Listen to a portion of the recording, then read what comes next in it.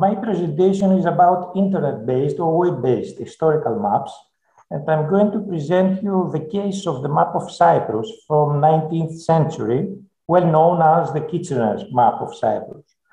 This web application was a result of a similar research program under my scientific supervision at Harokopio University. Actually, I'm going to present you historical maps in another point of view than other applications before. So let's start with the terminology.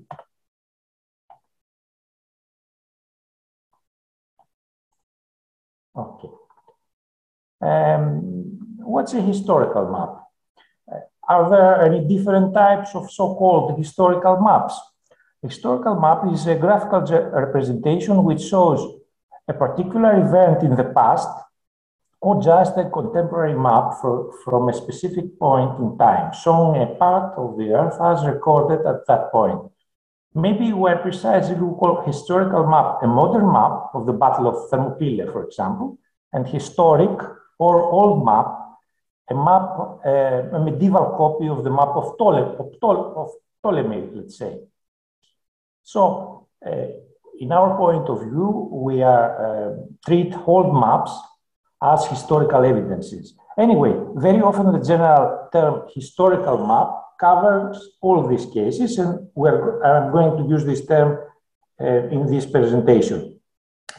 But where we can find archives of historical maps?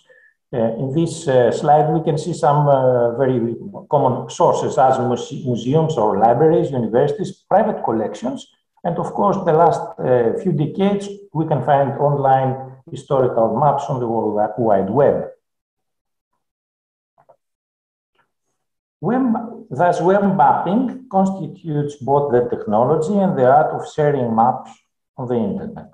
The early web maps were rather simple and static, such as images, let's say JPEGs or TIFFs, with no kind or very limited interaction with the users. You can only download a map of that kind. Nowadays, most of the internet-based maps support at least basic interaction with the user, such as navigation, zoom-ins or panning on the map. And moreover, advanced internet-based maps provide extremely extended functionality, full interaction with the users, and smart properties like content organization, semantic enrichment, and so on.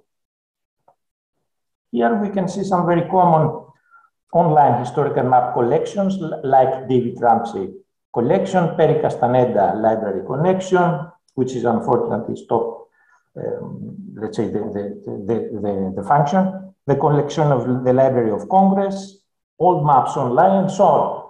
I have two examples among many others of Greek, let's say, and Cypriot environment, the Silvia Ioannou Foundation Digital Library, and a very interesting map from Dipylon, which was tasked. This is an example of a very simple map for David Ramsey collection. Let me try to open it online.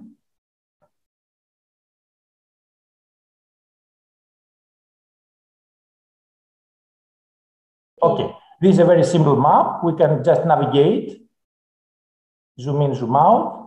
Actually, this is Athens. This is Dipylon here. And this is a map from 18th century. And of course, these are very interesting metadata, information about the map. Okay. Commonly, metadata involves the title, author, the date, the scale, and so on. And in many cases, the dimensions, the country and the city, and the reference number. Usually, these maps are included in digital collections. For example, here, in the Silvia Ioannou Foundation map collection, we can search for maps with different criteria, filters, and so on. And for example, we can see here a French map from a French creator, Gaudry, a famous map carte agricole de l'Egypte, or the geological map of Cyprus. The same stands for these maps as well. Some metadata here, some basic functionality such as zoom in, zoom out, and so on, and panning across the map. Okay, so this is the geological map. So next, I'm going to present you some kind of smart historical maps online with extended, let's say, functionality and interaction with the user. For example, the previous map from David Ramsey collection. Let me find it.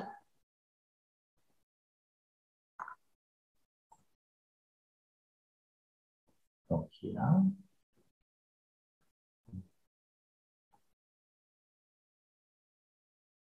Give me just 1 second. This map. We can view it in georeferencer and more advanced tool. This map is now georeferenced, means it has real coordinates, and we can compare it with a modern background. This is a map from Google Maps and so on. And we can use transparency and compare map elements from the old map with current situation, current status. For example, here, Dipylon. Let me zoom in Dipylon. You can see this one.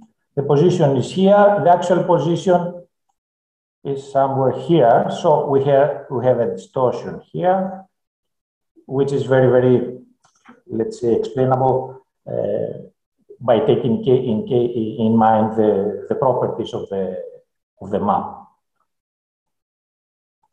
Okay. Let me go on with another example. This is a map from the Silvia Ioannou Foundation. Actually, this is a prototype map. This is a manuscript of the Ottoman manuscript chart of the Mediterranean.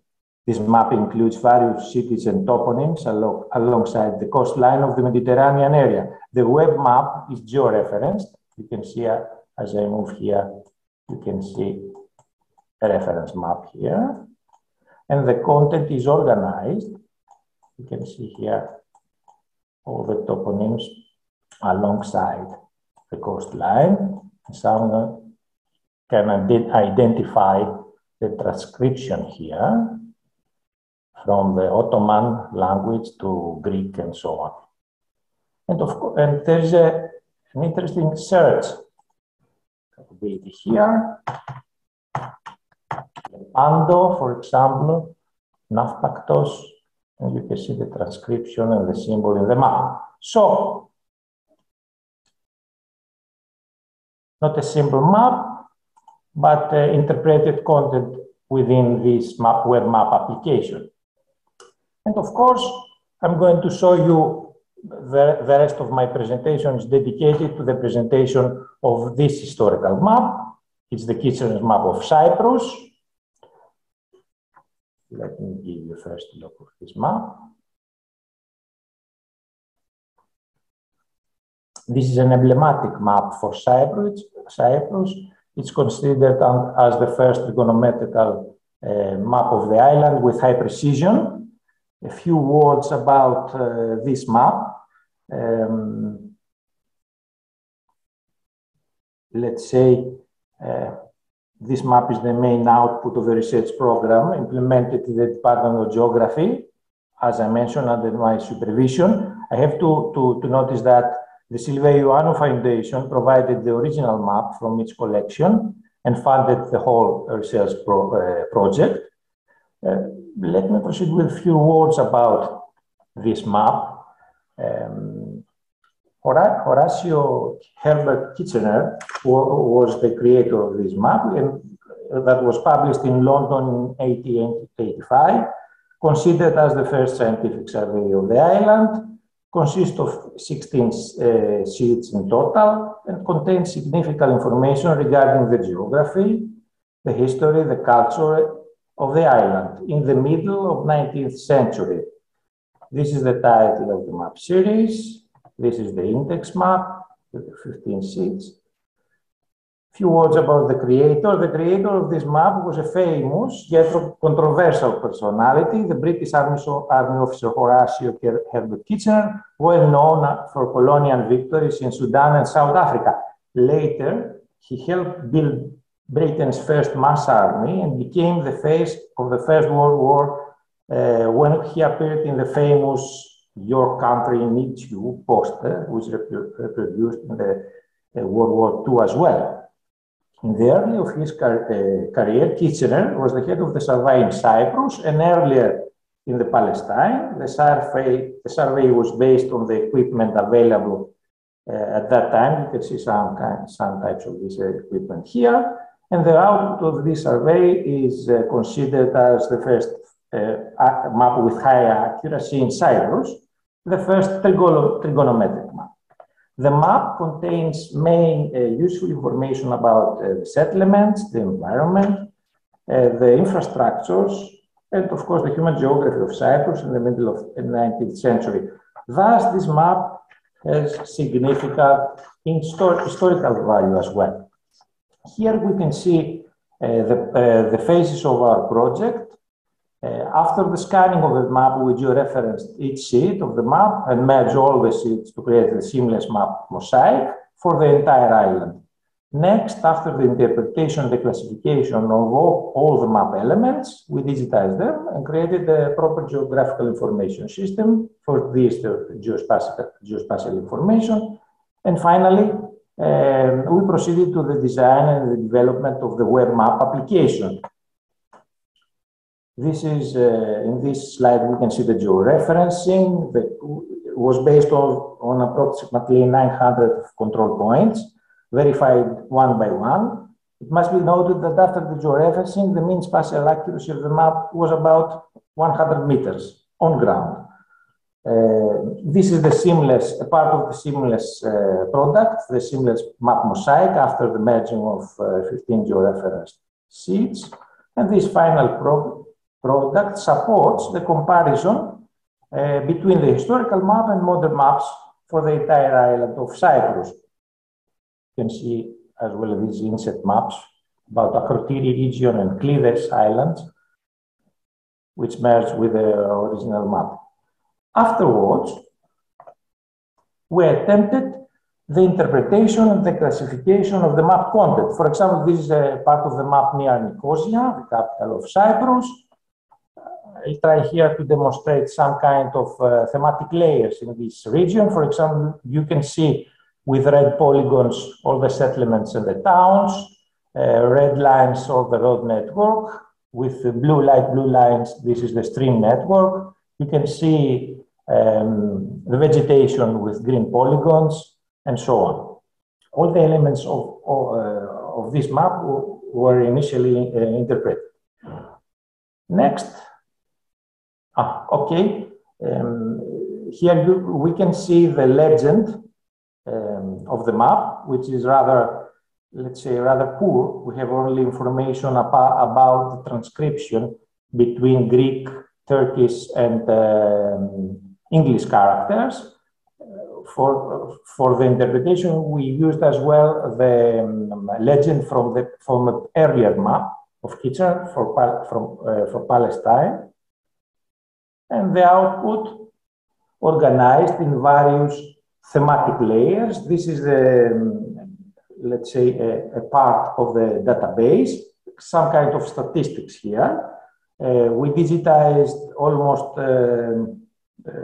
45,000 of map elements organized in 13 different thematic layers. You can see here, for example, we have almost 20 different types of land cover polygons, and about 30 or 33 different categories of points of interest indicated in the original map. Please notice here, for example, almost 300 ruins. locations of ruins. Most of them are ancient ruins and so on. Next, we proceed to the web map design and the implementation of the web map. We want to create a smart web-based historical map to support both visualization, navigation in the original map, but also comparisons with the current status of the island, presentation of the classified content, and some kind of advanced functionality as searching and so on. Here, we can see the technologies that we used. For the backend, we used PostGIS and GeoServer, and of course, GIS technology. For the front end, OpenLayers and Bootstrap. We used Schema.org and CDOC CRM for the structured data on the internet and information integration. And of course, some kind of other technologies like, let's say, for linked data format, the JSON and the GeoJSON format. You watch about the CDOC CRM, which is a very, let's say, powerful tool for a theoretical and a practical tool for information integration in the field of cultural heritage. And here we can see a small part, let's say, of the visualization of the semantic enrichment and an example of the semantic content for the entire city of Nicosia in the form of a simple HTML page and a JSON LD format. Okay, if we have some time, I'm going to proceed with a brief real demo of the application.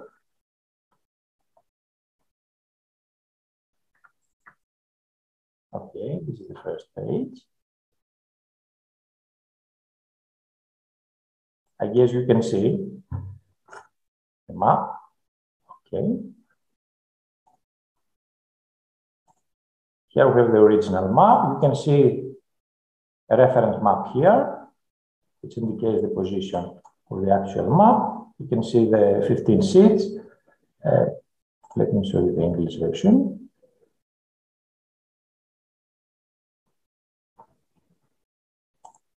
First of all, you can navigate across the island.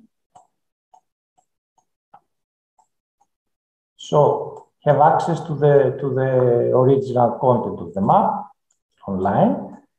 Let me navigate in a place of intersection between the different seats here to demonstrate you the seamless, let's say, background, the mosaic. Here we have the intersection of 4 different data sets, namely 5, 6, 10, and 11. Okay.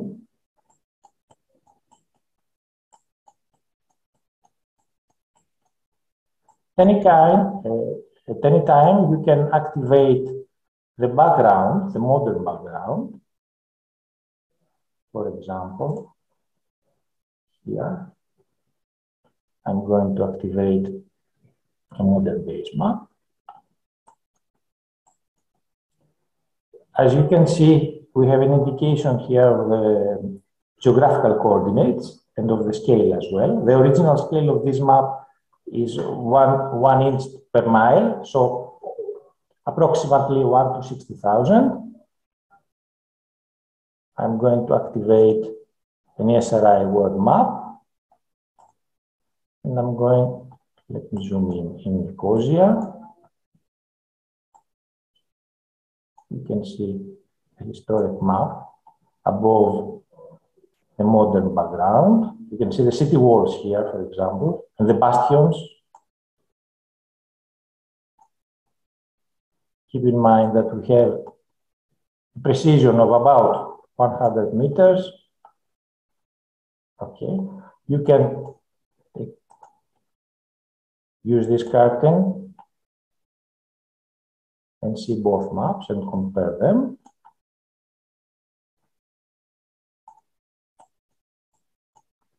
This is the road from Nicosia to Larnaca. For example, here.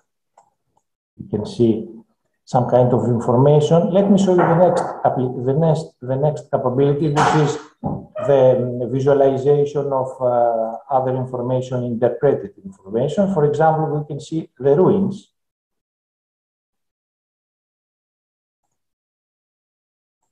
All these ruins, almost 300 ruins all around the island. For example, from here, we can see these ruins here in comparison to the modern map. You can see that we have indications of the ruins nowadays as well. Notice this misplacement is within these 100 of meters here, which is the spatial accuracy of the georeferencing. As well, we can see as well the church. The church, I guess this church is this one here. Okay, so you can compare the old map with the modern one. The next, let's say, useful property of this web-based historical map is the presentation of interpreted content of the map. Here we have organized all this content in different thematic layers. For example, you can activate at any time any layer you want. For example, we can activate all the settlements in the map. All this information is classified. The original map indicates the ethnicity of the population.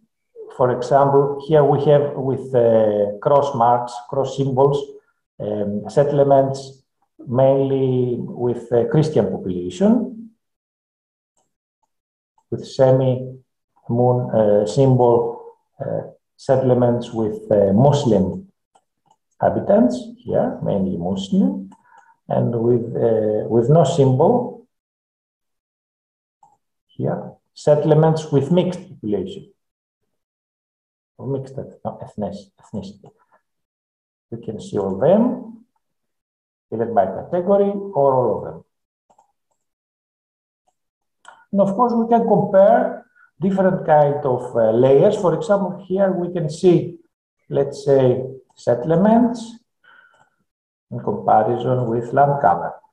We have many land cover types. I'm going to visualize only the vineyards. Here with the vineyards. As you can see, the villages near the vineyards are almost, in most of the cases, are Christian villages. These are Christian villages. These are villages with Muslim population.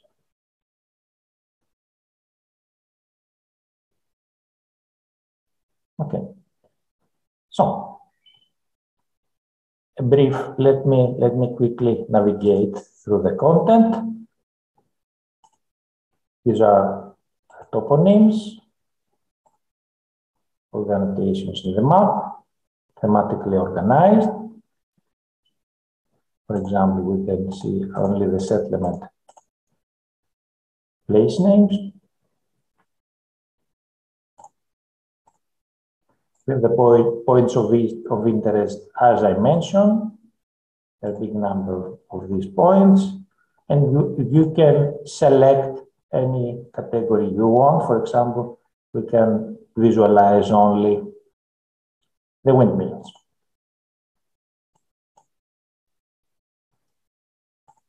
All the reservoirs, springs, and wells. Okay, this is the road network. Primary road network. Interesting, these are the secondary road network are, in most of the cases, roads under construction, plans of Britons. You can see here the dot line. The hydrographic network, all the main streams and the secondary ephemeral streams, and so on.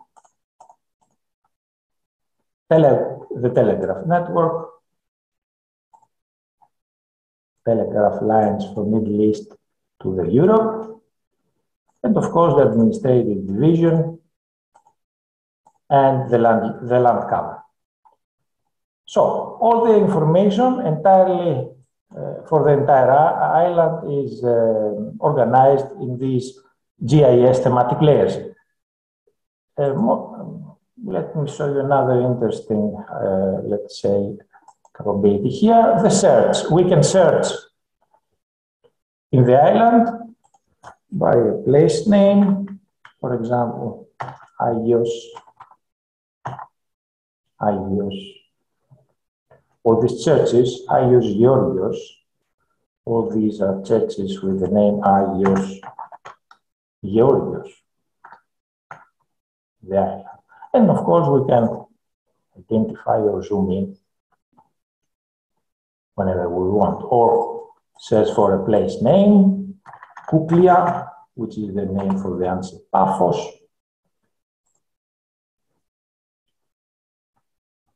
Kouklia or Palea Paphos, and so on. Interesting, of course, in the version 2 of this application, we added two more options. We added the city plans, the detailed city plans for Nicosia and for Limassol. Here you can see the city plan of Nicosia. Of course, here the georeferencing is much more accurate. You can see, for example, the Yukon and the modern map, or marketplace, the Agora of Nicosia. It's very interesting. And we can see here the map of Limassol as well.